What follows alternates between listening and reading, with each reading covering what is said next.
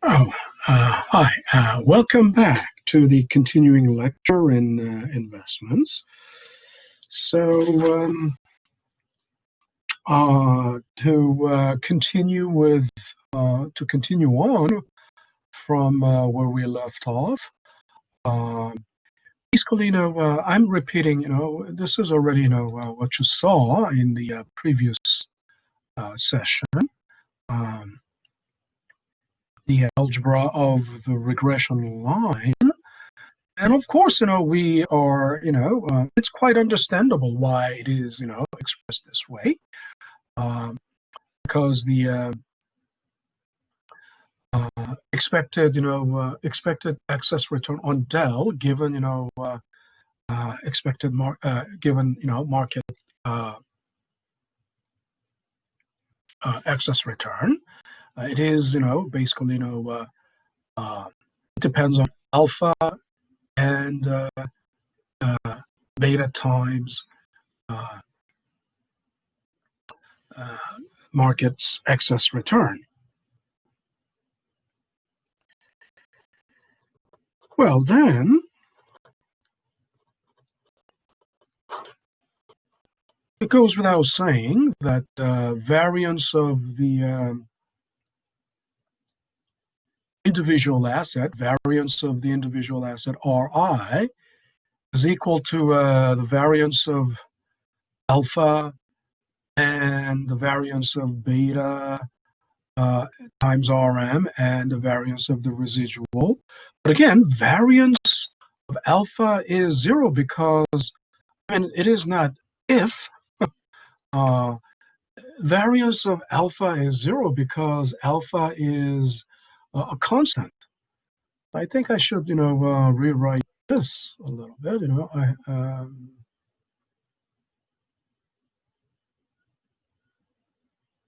Mm,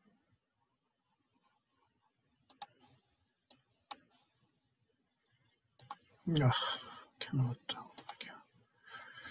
Uh,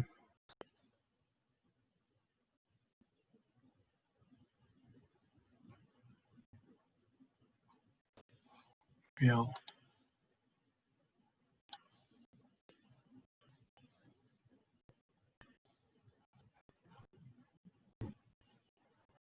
Uh,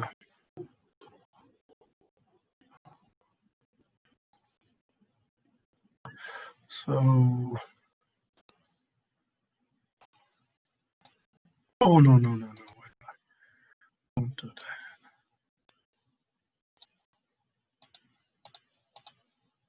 Okay. So maybe I can move this around.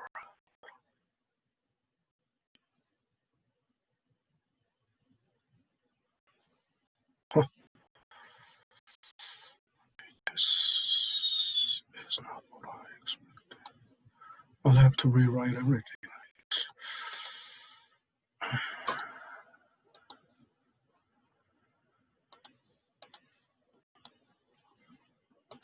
But you get, you get the idea what I'm saying. Basically, get the idea of what I'm saying. Um,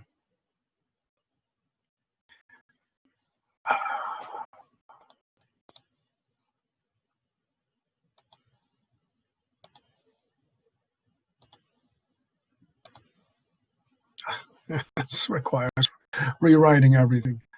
Yeah.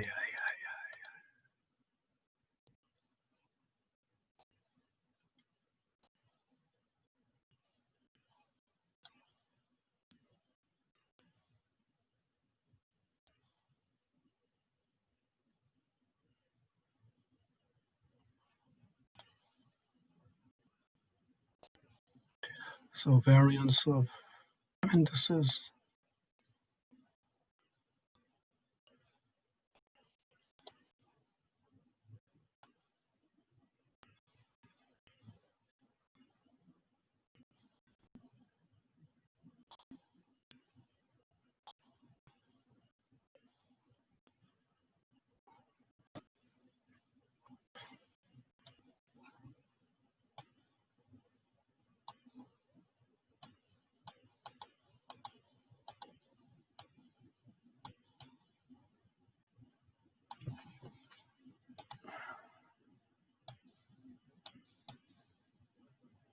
Please bear with me.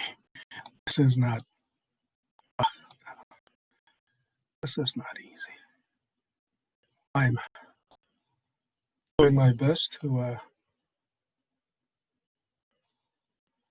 minimize time on doing this.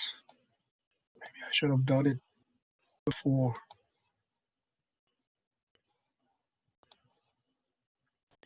Because we know it is constant, right? And then, and if the variance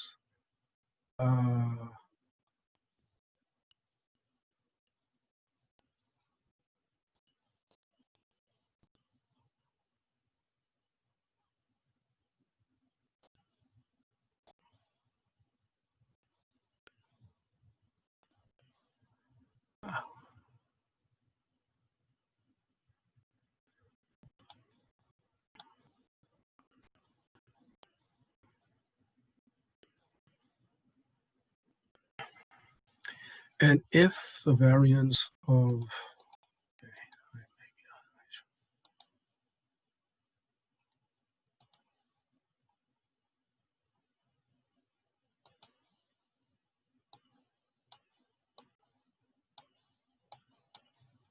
if the variance of firm-specific risk is 0,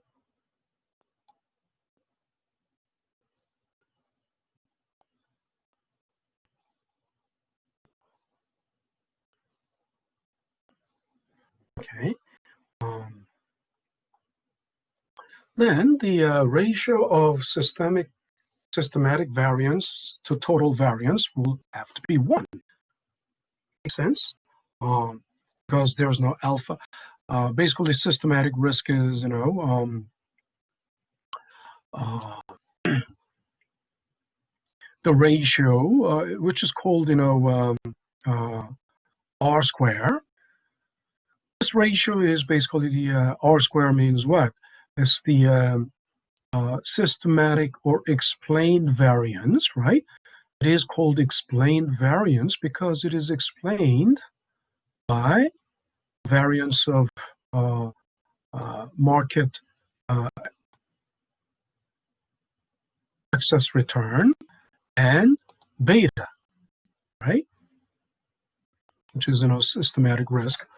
It's explained variance. And the ratio of explained variance and the total variance, this is the total variance.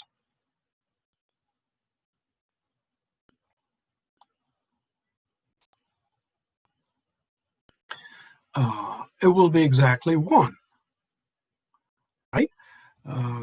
But in reality, it won't be. It's not going to be. It's not easy to be 1 because there is, residual variance of the residual, right? Of course, variance of the alpha is always 0, because it's supposed to be 0 because it's constant. I mean, constant doesn't have any.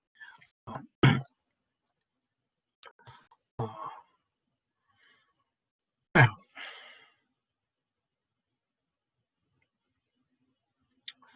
and the reason it is called, R square, and R square is usually called goodness of fit, right? And the reason it is called R square is R represents, correlation, right? The relation, right? And the reason for Greek character rho for correlation, I told you, I've been telling you, is also because, it's about correlation. Now, think about it. This ratio is basically the correlation between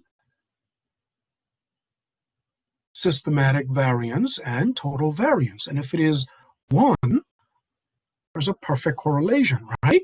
And perfect correlation means, everything is total variance is fully explained by the systematic variance, right? And it is in statistics, you may have heard of ANOVA. ANOVA stands for analysis of variance. So Um, it's all about uh, explained variance, unexplained variance. Residual is basically unexplained variance because residual is the is not explained by the by beta or by correlation with the market, right? It's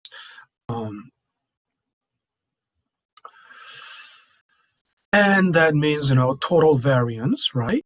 Uh, Total variance, which is in this case del, right? Del's total variance is basically Del's think about it. Systematic variance, right? Total variance of del, right?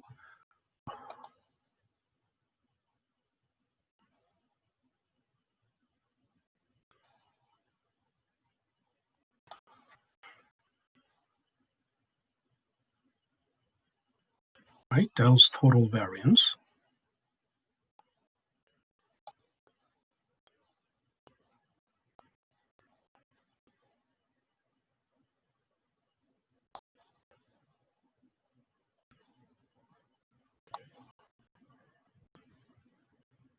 Oh,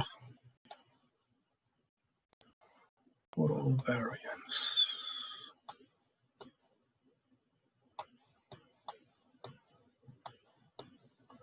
And this is also total variance, right? This is,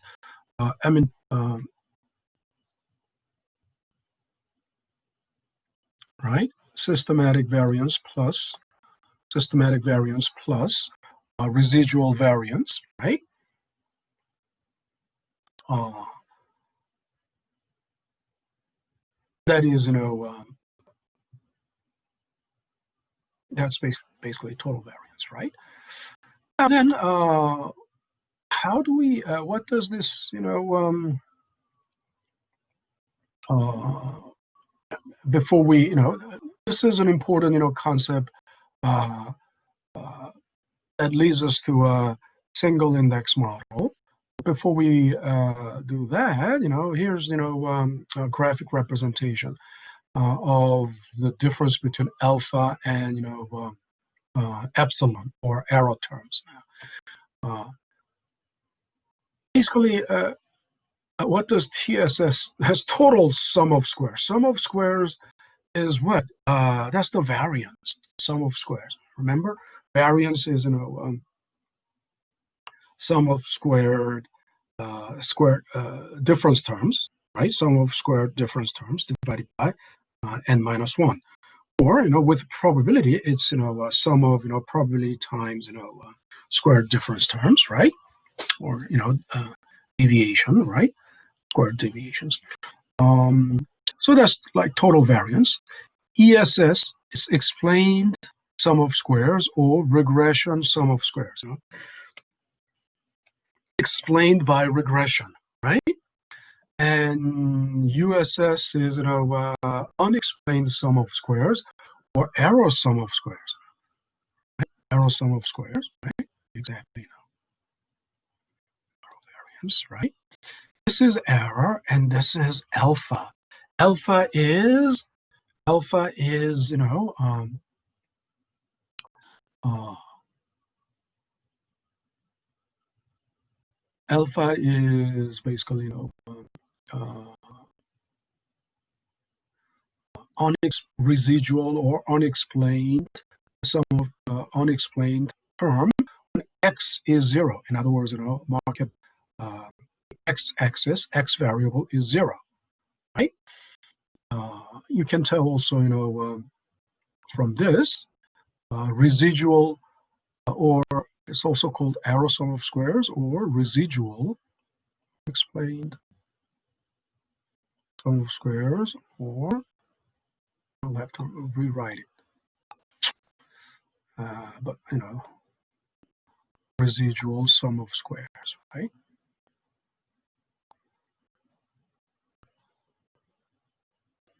I'll rewrite it later. Excuse me.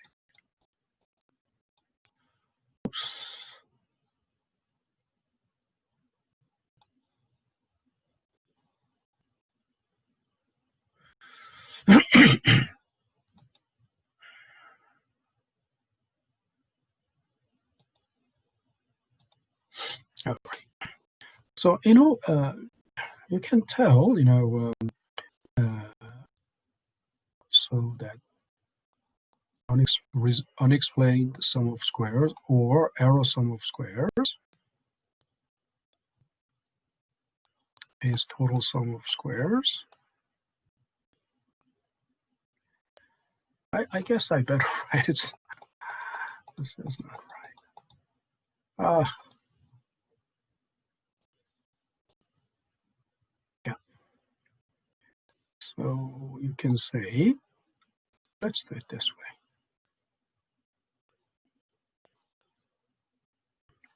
Total sum of squares is explain the sum of squares. Now this is obvious, right? Explain the sum of squares plus unexplained the sum of squares. Or arrow sum of squares, right?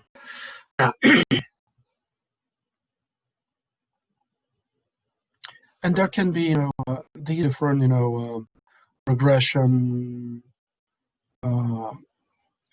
slope of the regression line. We know, depending on the scatter plot, we can have a very steep, and there's a positive alpha, steep capital allocation line, steep but negative, right? Negative alpha.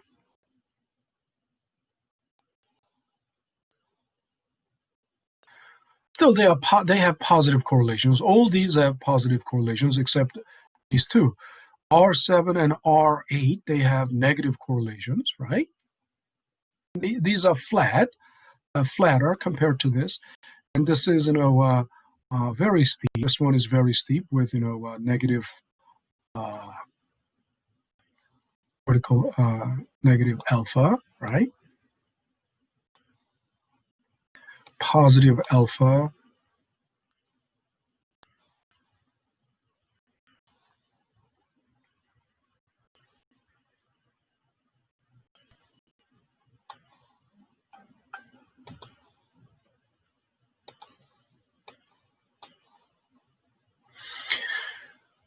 Positive alpha, but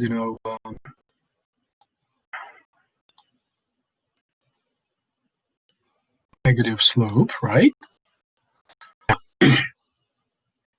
So let's take a look at this example. This is an example of really single index model. So this is also contained in your, let's take a look at this. There's an Excel file, labeled BKM chapter 5 and 6 exercises.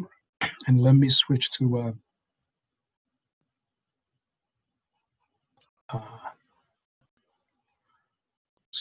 Excel. There you go. There you go. Okay. And you should be able to see it just about now. Yes, just about now. And there you go. Let me blow a little. 120.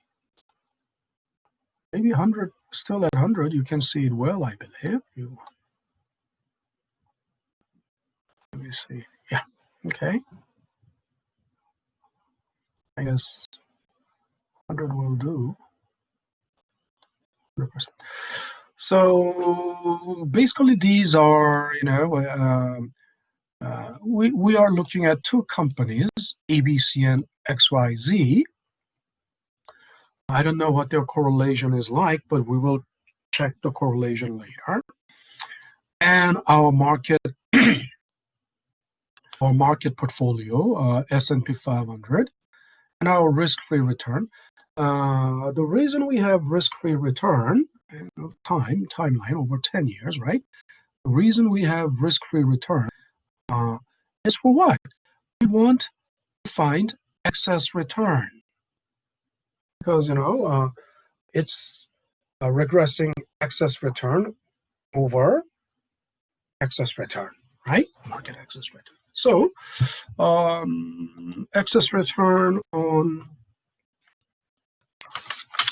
ABC is simple. I'm going to have to, okay, my keyboard is stuck. It's gone to sleep. ABC minus RF, right? But here, I'm going to have to copy this and drag down, right? And I will have to lock, I'll have to lock into risk-free rate. But if I cannot lock into the cell, if I lock into the cell, if you hit F4, it's going to lock into the cell.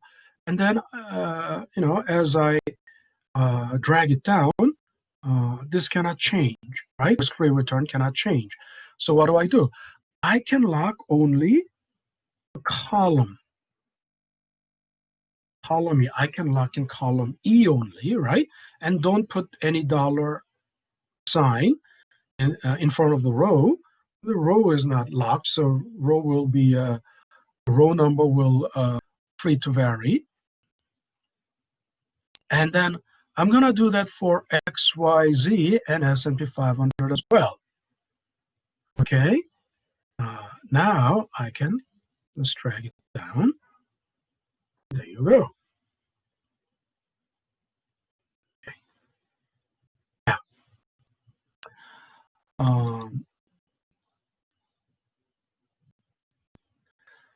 so here, the next thing I want to do is what they do in the they did, you know, covariance matrix and regression. So first, let's do the covariance matrix. And to do covariance matrix,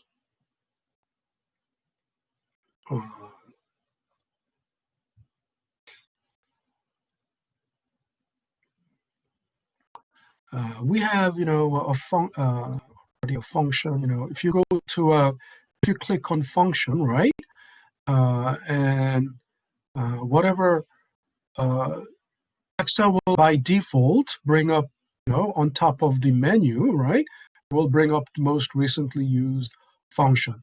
So we want to use statistical. So scroll down until you see statistical and click on statistical. Then what we want to do is covariance.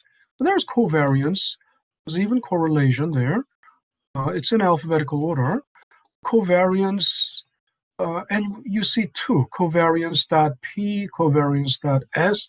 What's the difference? We pick covariance.s because it's sample variance.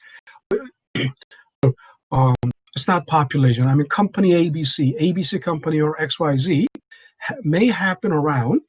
I mean, if it is Apple, Apple has been around at least for 40 years. It went public in 1981, right?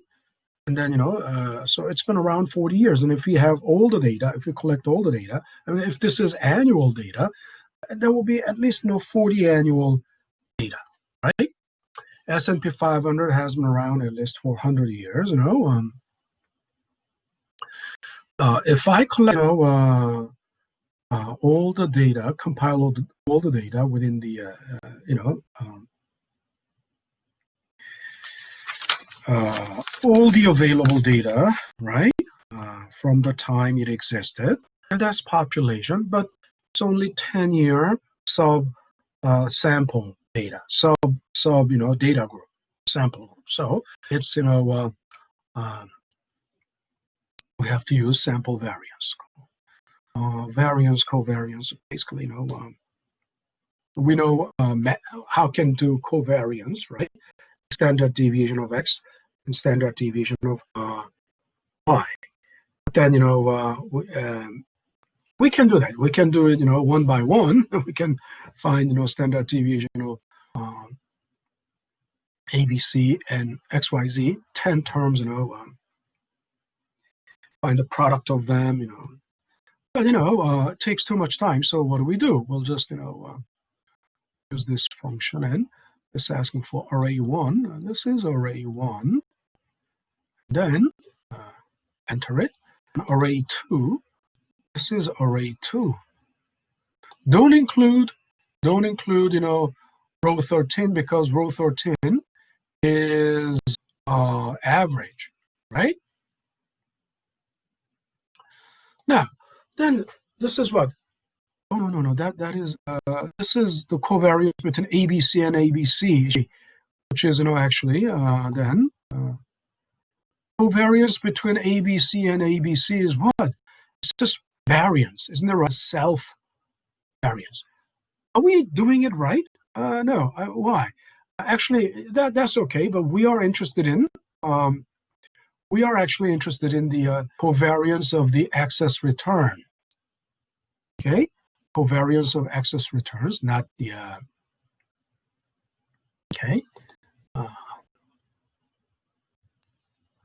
mean, if it is in the raw returns, that's fine.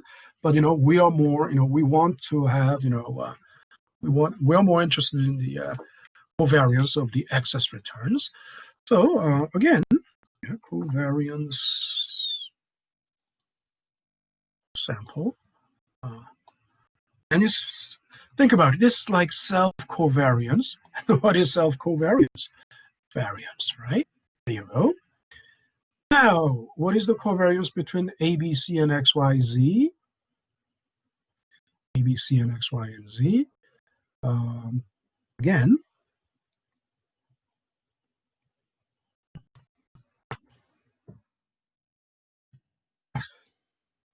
I gotta start with an equal sign.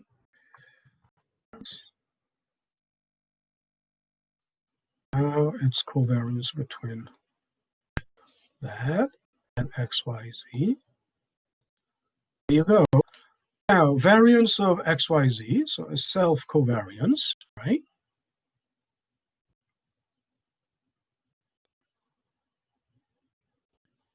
I can, directly type it in, equal sign and variance covariance.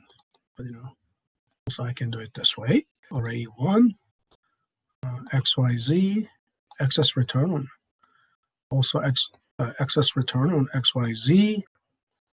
There you go, hit enter. That's the variance of XYZ, excess return on XYZ.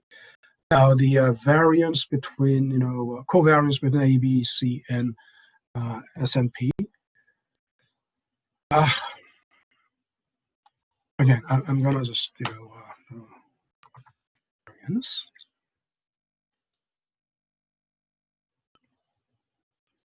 Array 1, comma 2, data array, right? There you go. That's the covariance. And covariance between XYZ and S1P, S&P 500. Again, covariance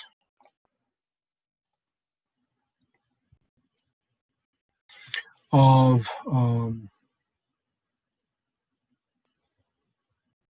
XYZ, comma, S&P 500. Enter. There you go. And the variance of S&P 500. So it's like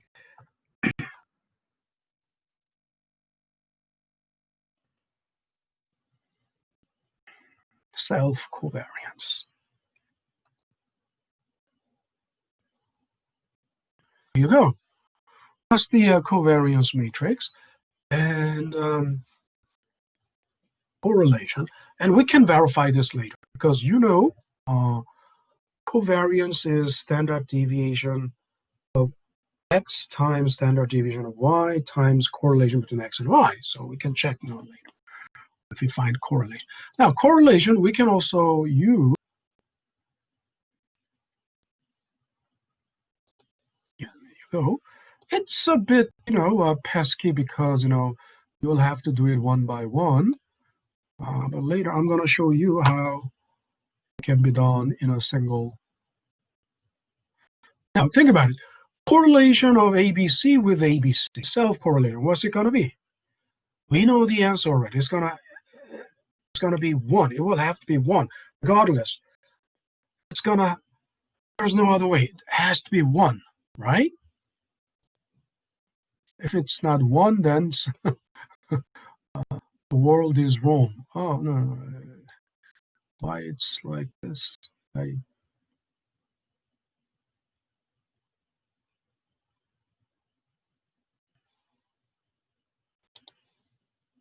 Okay, it has to be 1. And diagonally, it's going to have to be 1 through and through, because I'm going to have to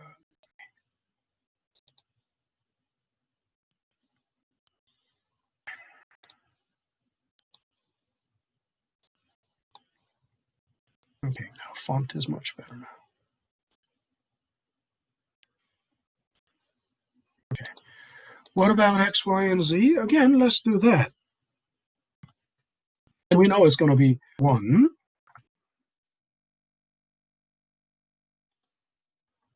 So X, Y, Z, comma, X, Y, Z. There you go. S&P 500 correlation with itself, of course, it's going to be 1. We don't have to, let's.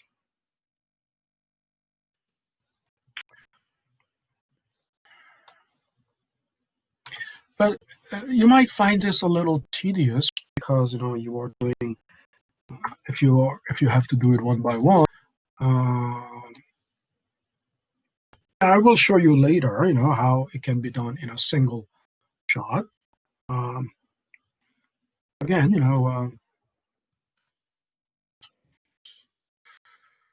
a correlation between ABC and XYZ. There you go. There you go. There's 2 more. Or, yeah. Very low. ABC and XYZ has correlation of 0.19, almost 0.2. That's not very high, right? S&P and ABC and S&P 500 correlation. ABC and S&P 500. And then the correlation between XYZ and S&P 500. So we don't need to do the, we don't need to do the upper area, I mean the other side of the diagonal, because it's the same thing. It's going to be XYZ, correlation between ABC and XY and Z, correlation between, ABC and S&P 500, correlation between XYZ and S&P 500. So the other side of the diagonal, you don't have to do that. You just need to do one side of the diagonal. Okay, the correlation between XYZ, and of course the data points must match, right? You cannot find correlation. You cannot calculate correlation if if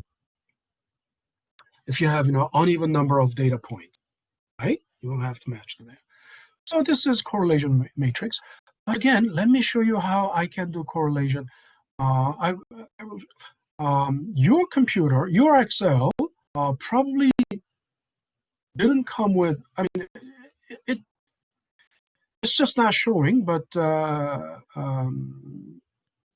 if you go to click on data, right? Maybe the default is only up to this. You don't have data analysis. You'll have to turn it on, right? You will have to switch it on. How do you, if you don't see data analysis, how do you switch it on? Go to files and go to options, okay? And in the options, you go to add-ins. Click on add-ins, and you select,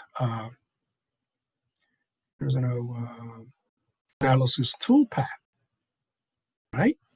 Add an analysis tool pack.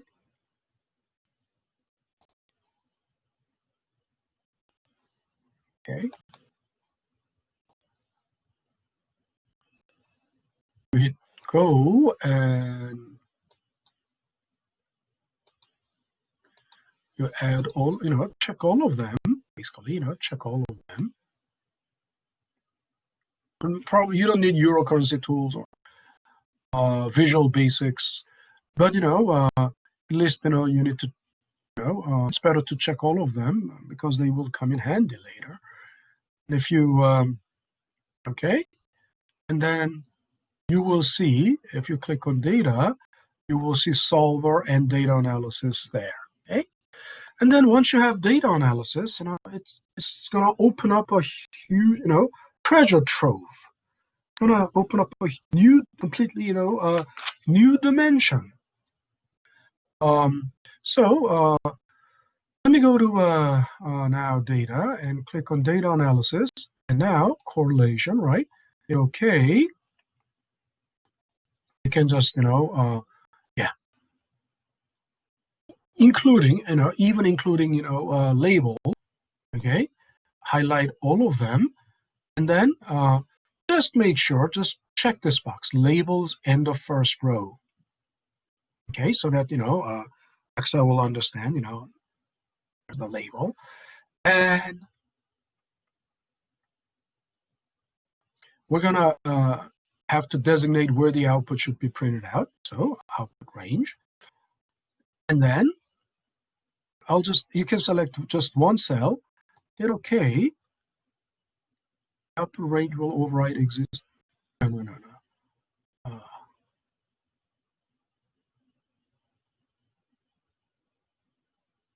Let me go back to output range. I think I thought I put.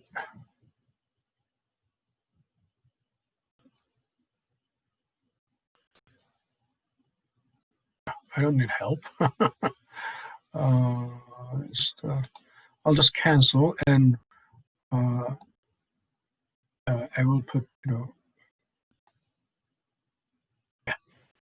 L16. Okay, and then it will plot. It will, populate automatically. Hit OK. Yes. What do you see? Exactly the same thing, right? Just not in a nice font. Just not in, user-friendly or vision-friendly font. So I'm going to change that to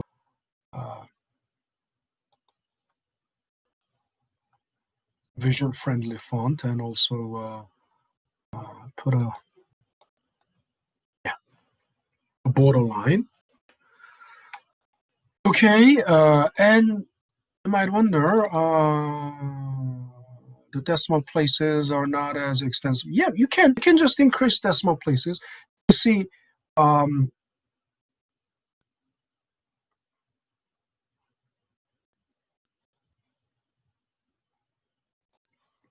it doesn't have to be,